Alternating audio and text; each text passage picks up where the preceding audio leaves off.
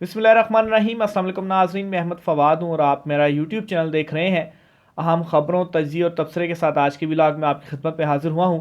नाज़रीन, 3-4 बड़ी important developments हुई हैं, इस पर कुछ तफसीलात आपके साथ मैंने शेयर करनी है। एक तो ये कि पाकिस्तान तहरीक इंसाफ को रीकाउंटिंग के बाद मज़ीद 4 नशिस्तें वापस मिल गई हैं और पाकिस्तान तहरीक इंसाफ के आज़ाद उम्मीदवार मज़ीद उनमें एडअप हुए हैं, उनका जो नंबर है वो बढ़ा है। और देखा जाए तो पाकिस्तान तहरीक इंसाफ के ये आज़ाद उम्मीदवार इस वक्त टॉप पोजीशन पर हैं, सबसे ज़्यादा नशिस्तें इन्हीं के पास हैं। लेकिन चीफ जस्टिस काजी फ़ाइज़ ईसा साहब दूसरी साइड पर काफ़ी ज़्यादा अपसेट हैं। सुप्रीम कोर्ट ऑफ पाकिस्तान में आज क्या हुआ और चीफ साहब अपसेट क्यों दिखाई दिए, और एक बड़ा हुक्म भी उनकी जानिब से आज कमरा अदालत से सादिर किया गया, इस पर भी कुछ तफसीलात हैं, वो भी आपके साथ मैंने शेयर करनी है।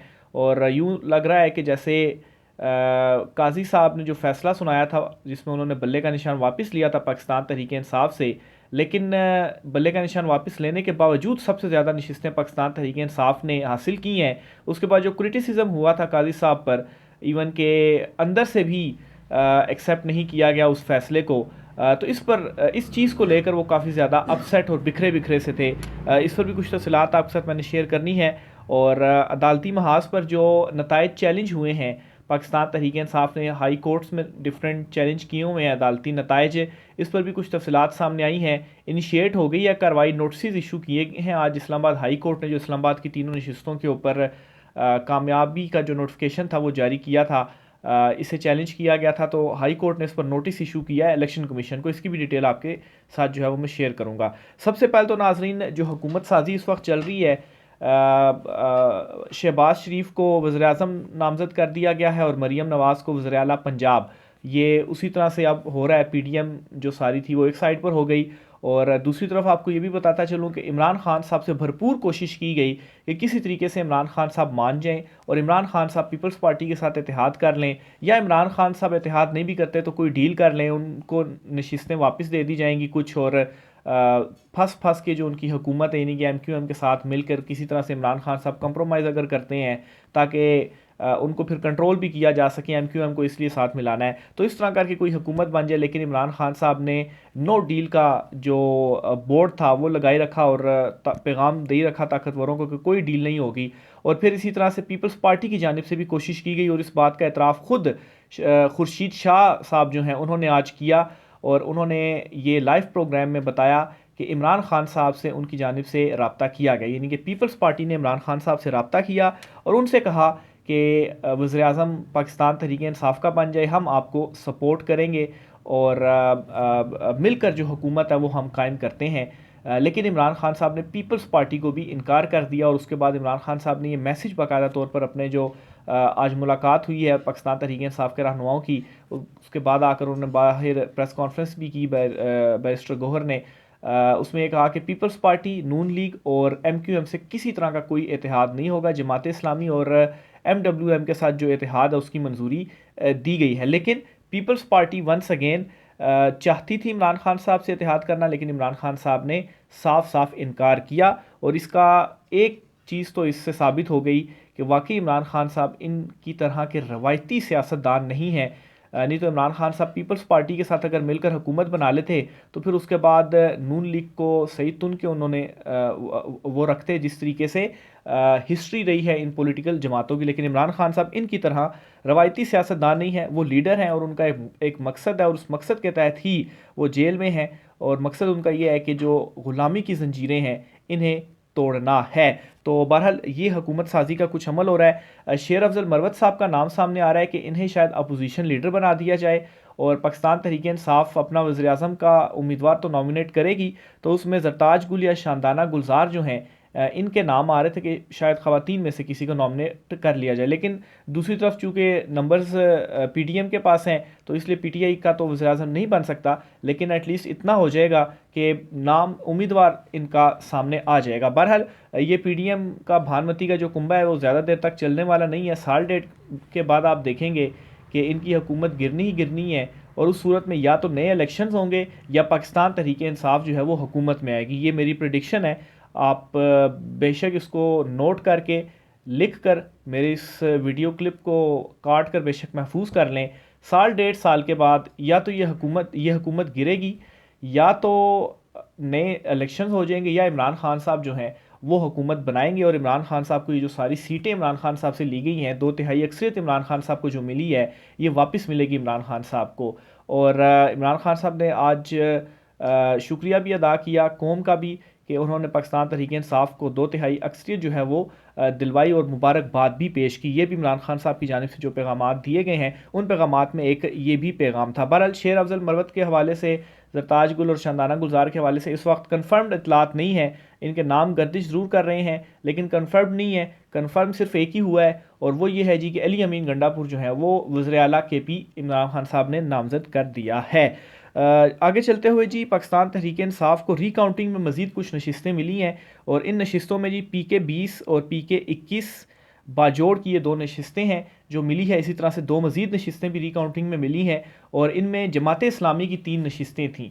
अब यहाँ पर एक चीज़ कही जा रही है कि पाकिस्तान तहरीक इंसाफ ने जो ही जमात इस्लामी से इत्तेहाद का ऐलान किया तो जमात इस्लामी की जो जीती हुई 3 नशिस्तें थी जो कि उनको जीत करार दी गई, वहाँ पर पाकिस्तान तहरीक इंसाफ को रिकाउंटिंग में विनर डिक्लेयर कर दिया गया। तो इस तरह से ये नशिस्तें तो पाकिस्तान तहरीक इंसाफ की हो गई, उनके पास वापस आ गई और असल में यही विनर्स थे। लेकिन नुकसान एक ये हुआ कि अब इत्तेहाद के लिए KP में कोई पाकिस्तान तहरीक इंसाफ के पास जमात नहीं है कि वो उनके साथ इत्तेहाद करें और इससे ये होता कि जो मखसूस नशिस्तें थीं वो भी मिल जाती। लेकिन ऐसा नहीं है, बेशक कोई जमात के पास नशिस्त ना भी हो तब भी जो इत्तेहाद है या शमूलियत है वो हो सकती है और मखसूस नशिस्तें मिल सकती हैं। इस पर ये कंवर दिलशाद साहब हैं, ये सेक्रेटरी इलेक्शन कमीशन है, रहे हैं, साबिक सेक्रेटरी इलेक्शन कमीशन है। इन्होंने ये कहा है कि अगर किसी जमात के पास इंतखाबी निशान हो और कोई नशिस्त ना जीत सकी हो तो भी आज़ाद उम्मीदवार इस जमात में शामिल हो सकते हैं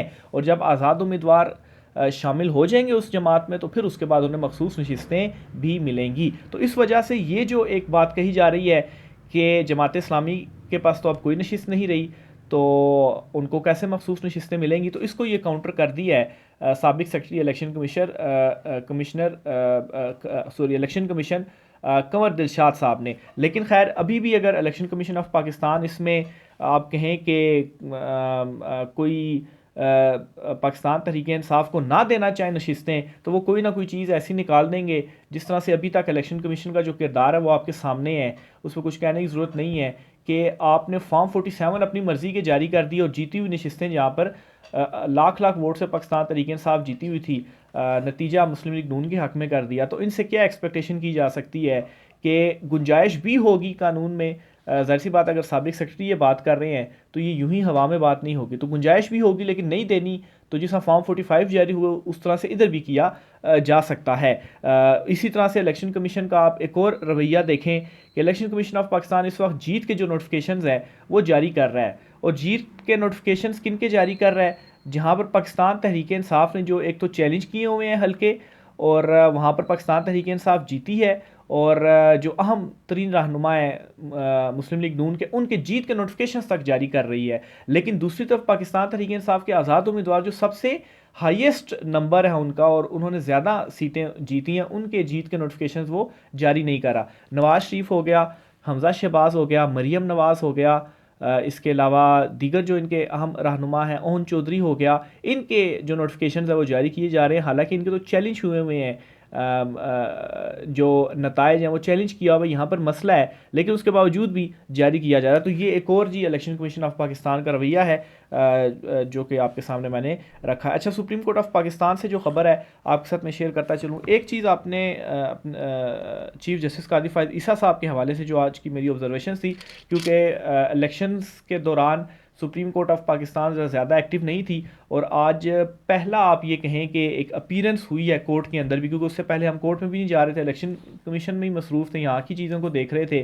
तो आज पहली एक अहम समाअत भी हुई थी, जड़ावाला वाक़या और अक़लियतों के जो हकूक़ से रिलेटेड एक केस था, उस केस की आज समाअत भी हुई और इस केस में काफ़ी ज़्यादा बरहम भी दिखाई दिए चीफ जस्टिस कादी फायद ईसा साहब। अच्छा, एक दो चीज़ें मैंने नोट की हैं। एक तो ये कि चीफ साहब जो अपने पहला उनका एक फ्लेवर हुआ करता था जब वो शुरू में चीफ जस्टिस बने, वो फ्लेवर नहीं था आज चीफ जस्टिस साहब को, बड़े वो बदले से थे और यूँ महसूस हो रहा था जो मैंने उनको ऑब्ज़र्व किया, उनके तसरात देखे कि बड़े अपसेट और उलझे हुए थे।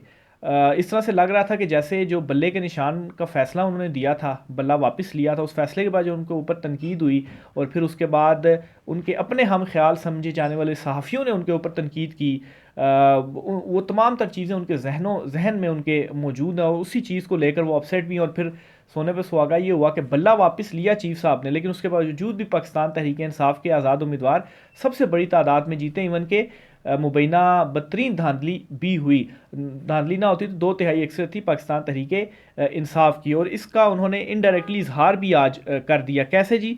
मीडिया के ऊपर उन्होंने कुछ जो अपने कमेंट्स थे, जो रिमार्क्स थे, वो पास किए जी।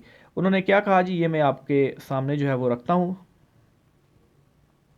ये मैं थोड़ा सा ज़रा निकाल लूँ। अच्छा, तो चीफ जस्टिस ने दौरान समात इलेक्शन से मुतल्लिक दरख्वास्त की ख़बरों पर रिमार्क्स दिए। अच्छा, इलेक्शन को कालअदम करार देने के लिए सुप्रीम कोर्ट ऑफ पाकिस्तान में एक दरख्वास्त दायर हुई है। इसे मैं रिपोर्ट कर चुका हूँ अपने पहले एक कल के वीलॉग में। तो इस दरख्वास्त के ऊपर उन्होंने कमेंट्स पास किए। इस पर चीफ साहब ने कहा जी कि सब टीवी चैनल्स ने फटे चलाए कि सुप्रीम कोर्ट में दरख्वास्त दायर हो गई है। अखबार देखें, हेडलाइंस लगी हुई हैं, सुप्रीम कोर्ट में पिटीशन दायर हो गई है। चीफ जस्टिस पाकिस्तान को पता भी नहीं कि पिटीशन आई है, पिटीशन अभी कमेटी में भी नहीं गई। मैं टीवी नहीं देखता, अखबार ही पढ़ता हूँ, मुझे आज भी नहीं पता कि ऐसी कोई पिटीशन आई है। अच्छा, अब चीफ साहब को नहीं मालूम तो इसमें क्या किया जा सकता है? पिटीशन तो आई है, दायर हुई है, और दायर हुई है तो उसी की कॉपी और जो ख़बर थी हमने वो रिपोर्ट की अपने चैनल्स को, और वो जो ख़बर थी वो चली। तो वो पिटीशन नहीं अगर आपको मालूम या कमेटी में भी नहीं आई तो इसमें क्या अब कहा जा सकता है? तो बहरहाल जी, मज़ीद उन्होंने कहा कि आजकल बस कोई मोबाइल पकड़ कर समझता है कि सहाफ़ी है और बस वही ज़िम्मेदारी, वहीं पर ज़िम्मेदारी ख़त्म। तो एक किस्म का उन्होंने मीडिया के ऊपर थोड़ा सा बरहमी का भी इज़हार किया और कहा जी कि कोई भी मोबाइल पकड़कर साफ़ी बन जाता है। तो अब कोई भी मोबाइल पकड़कर साफ़ी बन गया या किसी ने ये खबर रिपोर्ट की है कि इलेक्शन का लदम करार देने के लिए पिटीशन दायर हुई है और आपको नहीं मालूम, तो इसमें उस साफ़ी का या और किसी का क्या कसूर है? फिर उन्होंने कहा जी कि आज़ादी सहाफ़त का मतलब ये नहीं है कि हर इदारे को तबाह कर दो। तो अब केस कुछ था, उसमें रिमार्क्स जो थे उन्होंने कुछ दिए। और इस पर असद तूर साहब ने भी लिखा कि चीफ साहब, आपका भी काम कोई तरबियत करना नहीं है, आपका काम है इंसाफ करना, आप वो करें। जो सहाफ़ियों का काम है वो सहाफ़ियों के ऊपर रहने दें। तो बहरहाल जी, ये उन्होंने आज रिमार्क्स दिए।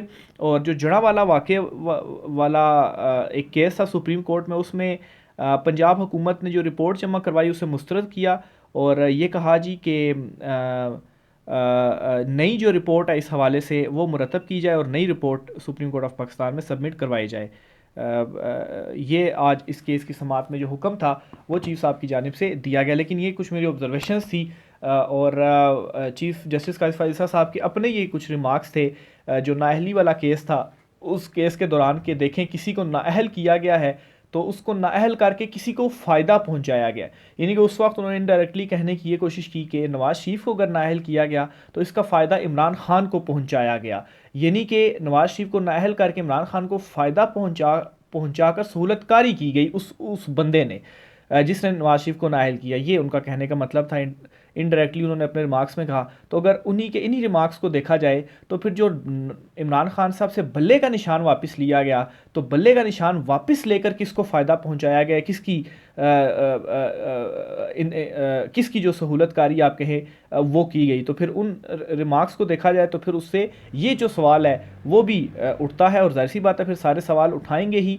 और इवन के बल्ले का निशान वापस लेने के बाद फिर भी पाकिस्तान तहरीक इंसाफ सबसे ज़्यादा नशिस्तें उसने हासिल की, बदतरीन मुबैना धांधली हुई, फिर भी उन्होंने नशिस्तें जो हैं वो हासिल की। लेकिन खैर इलेक्शन के बाद चीफ साहब का जो रवैया था, एक तो काफ़ी ज़्यादा बरहम उलझे हुए और अपने उस फ्लेवर में चीफ जस्टिस कादी फाइज़ साहब जो है वो नहीं थे और उलझे उलझे आज लगे। बहरहाल ये कुछ मेरी ऑब्जर्वेशन थी, तो मैंने कहा ये भी आपके साथ जो है वो शेयर करता चलूँ। आखिर में नाज़रीन, इस्लामाबाद हाई कोर्ट से ख़बर ये है कि पाकिस्तान तहरीक इंसाफ ने 2 हल्के जो चैलेंज किए थे उनमें जीत का जो नोटिफिकेशन जारी किया इलेक्शन कमीशन ने इस्लामाबाद के, जो कि पाकिस्तान तहरीक इंसाफ जीती थी, इनमें चीफ जस्टिस आमिर फ़ारूक साहब ने आज समाअत की है और नोटिस जारी कर दिए हैं। इलेक्शन कमीशन ऑफ पाकिस्तान को कि वो आएँ और जवाब दें। और इसमें मौक़िफ़ पीटीआई ने ये अपनाया जी कि इलेक्शन कमीशन ने खुद अपने फ़ैसले में पहले हुक्म इम्तना दिया और फिर अपने ही फ़ैसले की खिलाफ वर्जी करते हुए इनकी जीत के भी जो नोटिफिकेशंस थे वो जारी कर दिए। तो जीत के नोटिफिकेशंस कालअदम करार देने की इस्तदा की, लेकिन चीफ जस्टिस आमिर फारूक साहब ने उस इस्तदा को मंजूर नहीं किया। उन्होंने कहा कि चलें ईसीपी को बुलाकर तो उनसे पूछ लेते हैं कि ये क्या माजरा हुआ है, क्योंकि बड़ा अजीब सा मामला हुआ है कि ईसीपी खुद हुक्म इम्तना अगर दे रही है तो खुद उनकी जीत के नोटिफिकेशंस कैसे जारी कर सकती है। इसी तरह से बुशरा बीबी की अडयाला जेल से बुशरा बीबी की बनी गाला से अडयाला जेल मुंतकली की दरख्वास्त पर भी आज समात इस्लामाबाद हाई कोर्ट के जस्टिस मियां गुल हसन औरंगज़ेब ने की है और उन्होंने भी नोटिस जारी करते हुए 22 फरवरी को जो जवाब है वो इस केस में भी तलब कर लिया है। ये आज की कुछ आम तरीन तफसीलात थी। राय का इज़हार कीजिएगा। इजाज़त दीजिए। अल्लाह हाफ़िज़।